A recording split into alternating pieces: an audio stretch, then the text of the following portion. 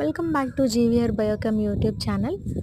ఈ ఛానల్ చూస్తున్న ప్రతి ఒక్కరికి పేరు పేరున చాలా థ్యాంక్స్ అండి. ఎవరైనా కొత్త వాళ్ళు చూస్తుంటే కనుక please subscribe my channel and watch it. ఇవాళ వీడియోలో నేను చెప్పాలనుకుంది ఏంటంటే, మేము టెర్రస్ మీద ఉంటాం. పైనుంచి చూస్తే చుట్టూ పంట పొలాలు, అవి కూడా మొక్కజొన్న తోటలు అనమాట. జూమ్ చేసి చూపిస్తున్నాను కదా, కండలు చూడండి ఎలా ఉన్నాయో. నాకైతే చూడటానికి చాలా బాగుంది అనిపిస్తుంది క్లైమేట్.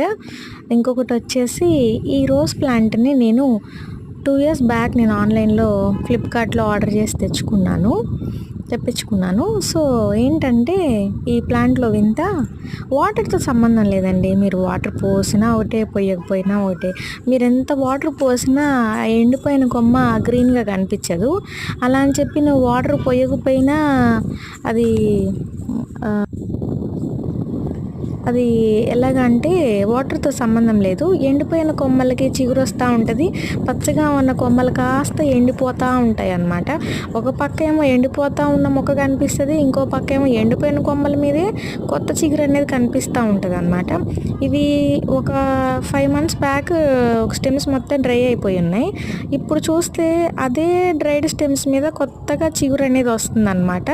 డ్రైడ్ స్టెమ్స్ మీద చిగురు అనేది నాకైతే కొత్తగానే ఉంది. ఇది ఈ ఒక్కసారే కాదండి, నేను ఎన్నోసార్లు ఈ ప్లాంట్లో చూశాను. 2 years అయింది అన్నాను కదా ఈ ప్లాంట్ తీసుకొని.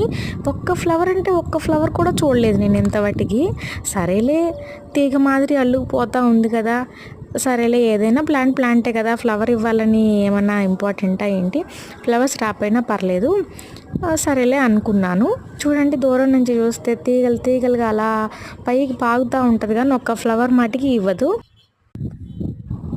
ఇంకొకటి వచ్చేసి డ్రాగన్ ప్లాంట్ అనమాట. ఈ డ్రాగన్ ఫ్రూట్స్ తినేసి సీడ్స్ కొంచెం వేసేసాను, సీడ్లింగ్ జరిగి ఇట్లాగ వచ్చినాయి అనమాట. సరేలే పెరుగుతుంది కదా అనుకున్నా. దాని పక్కనే బొప్పాయికాయ ప్లాంట్ అనేది వచ్చింది, దాని సపోర్ట్ తీసుకొని ఇది పెరుగుతూ ఉందన్నమాట.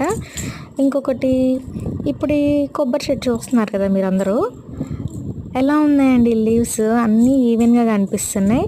ఆ మిడిల్లో ఉన్నది ఎవరో డెకరేట్ చేసినట్లుగా, ఎవరో కట్ చేసిన మాదిరి కనిపిస్తుంది కదా.